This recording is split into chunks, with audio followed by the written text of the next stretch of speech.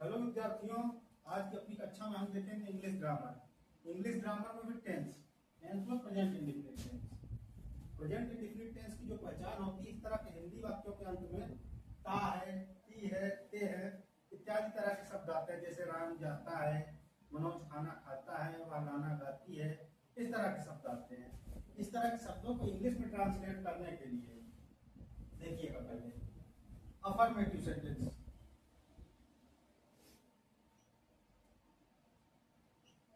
Affirmative sentences है तब यदि कर्ता एक वचन है, ठीक है। जब कर्ता एक वचन हो,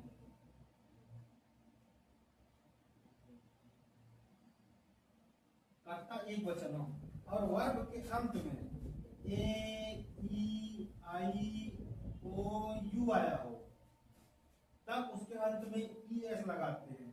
और कोई कॉन्सोनेंट आया हो तब एस लगाते हैं। यह तब होगा जब कर्ता एक वचन हो। अगर कर्ता बहुवचन हो तो कुछ भी चीजें नहीं करेंगे। इसका जो फॉर्मूला है, स्ट्रक्चर है, वो है सब्जेक्ट प्लस वर्ब का फर्स्ट फॉर्म प्लस एस या ई एस प्लस ऑब्जेक्ट। जैसे एग्जांपल देखिएगा, जब कर्ता एक वचन हो, उदाहरण वह घर जाता है। इस सेंटेंस में सबसे पहले जो हमारा सब्जेक्ट है वह यह है वह के लिए ही, फिर वर्ब का फर्स्ट फॉर्म जाने का वो।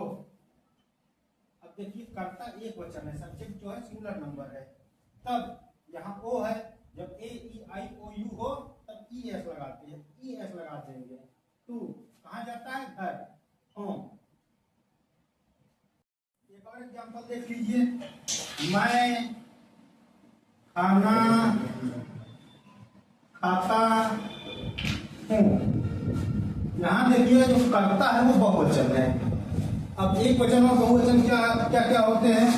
ही, सी, इट या किसी का नाम, ये होते हैं सिंगुलर नंबर यानी एक वचन प्रोनाउन। और आई, वी, यू, दे, ये सब के सब होते हैं बहुवचन यानी प्लूरल नंबर।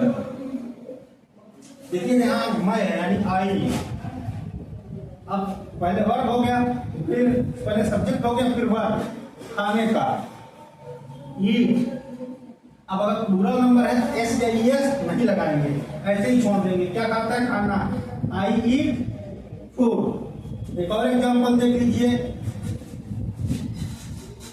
हम गाना गाते हैं। सबसे पहले हम लिखेंगे सब्जेक्ट, सब्जेक्ट होगा हमका वी, सिंग, सॉन्ग। अब एक और एग्जांपल देख लीजिए सिंगल नंबर के लिए यानी एक वचन के लिए, वह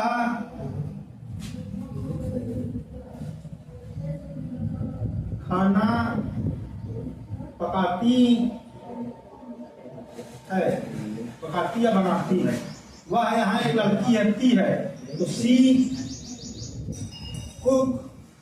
अब देखिए ये सिंगुलर नंबर है, यहाँ के आया है, के जो है हमारा कॉन्सोनेंट है, क्या ई एस नहीं एस लगाएंगे। सी कुक्स फूड। देख लीजिए निगेटिव सेंटेंसेस यानी नकारात्मक वाक्यों को कैसे ट्रांसलेट करते हैं। निगेटिव सेंटेंसेस के लिए जो हमारा स्ट्रक्चर है इसका, वो होगा subject plus helping verb do या does plus not plus verb का फर्स्ट फॉर्म, कर्ता का पहला फॉर्म प्लस ऑब्जेक्ट। देखिएगा डू या डज का प्रयोग कब करेंगे? जब सब्जेक्ट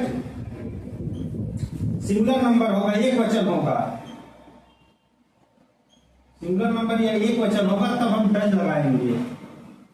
और जब सब्जेक्ट बहुवचन यानी प्लूरल नंबर होगा तो हम डू का यूज करेंगे। एग्जांपल देख लीजिए, जैसे वह गाना नहीं गाती है,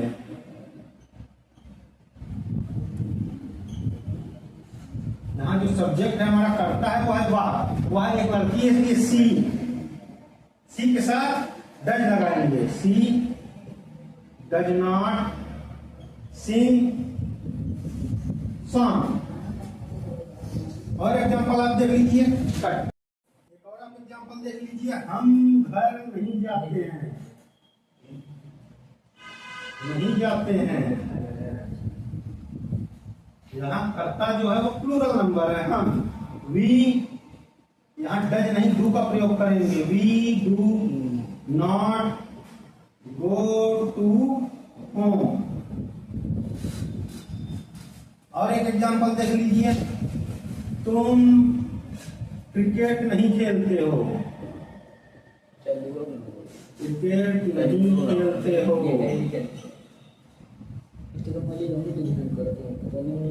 यहाँ सबसे पहले हमारा सब्जेक्ट तुम यानी यू होगा प्लूरल नंबर, तो यू के साथ डू का प्रयोग करेंगे। You do not play cricket.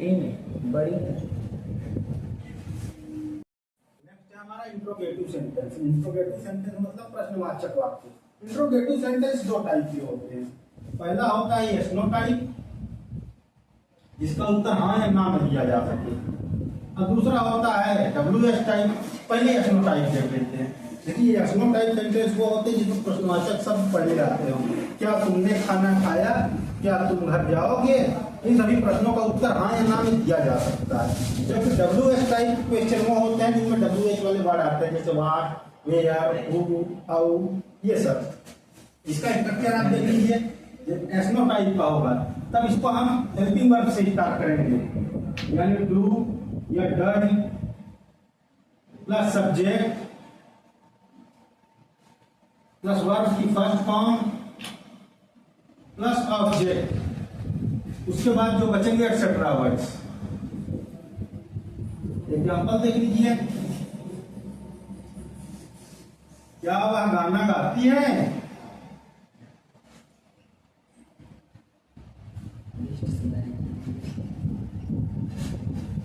देखिएगा यहाँ जो हमारा सेंटेंस शुरू हुआ है वो हुआ है क्या से। यहाँ क्या की अंग्रेजी नहीं लिखेंगे, बल्कि इसको हेल्पिंग वर्ब से शुरू करेंगे। इसका सब्जेक्ट क्या है? वह, यानी सी के साथ डज लगाएंगे। Does she sing song. एक और एग्जांपल देख लीजिए, क्या मैं स्कूल जाता हूं?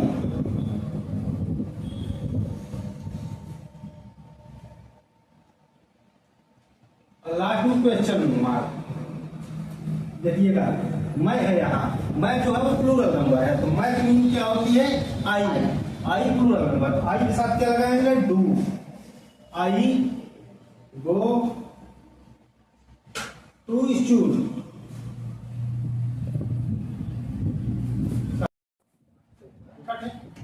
नेक्स्ट है हमारा WS type sentences. WS type sentences को बनाने के लिए पहले क्वेश्चन वर्ड की अंग्रेजी लिखते हैं, फिर हेल्पिंग वर्ब सहायक क्रिया डू या डज, उसके बाद सब्जेक्ट, फिर वर्ब, फिर ऑब्जेक्ट, उसके बाद एक्सेट्रा जो भी वर्ड्स बचेंगे उसको लिखते हैं। एग्जांपल देख लीजिए,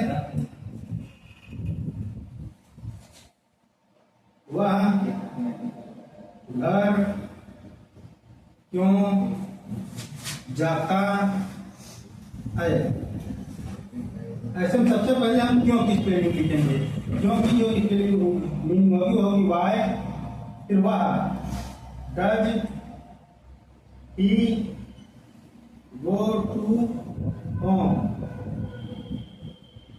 एक और देख लीजिए पूरा नंबर के लिए, हम खाना क्यों खाते हैं?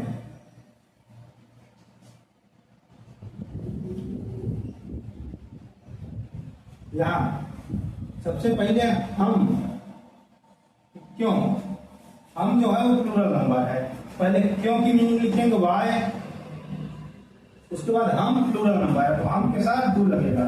Y do we eat food.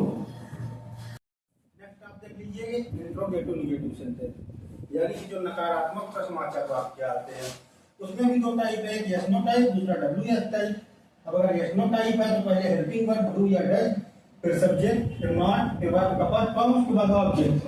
यदि डब्ल्यू एस टाइप है पहले क्वेश्चन की अंग्रेजी लिखेंगे क्वेश्चन वर्ड, उसके बाद डू या डज, फिर सब्जेक्ट, फिर नॉट, फिर वर्ब का पास्ट फॉर्म, उसके बाद ऑब्जेक्ट। एग्जांपल एक देख लीजिए, वह खाना क्यों नहीं गाता है। सबसे पहले हम क्वेश्चन वर्ड बीच में है तो इसको पहले लिखेंगे वाई, फिर जो इसका सब्जेक्ट है वो है वह मतलब ही, यानी सिंगल नंबर है।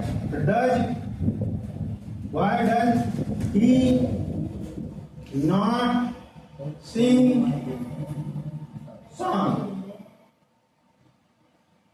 बन गया। एक और आप एग्जांपल देख लीजिए, क्या वह नदी में नहीं तैरता है,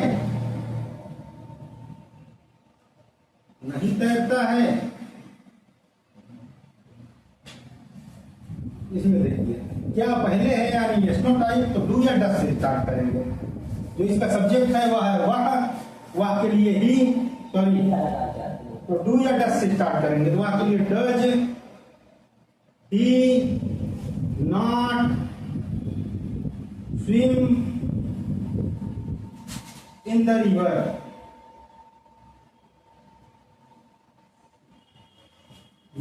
ये रहा हमारा कंप्लीट सेंटेंस।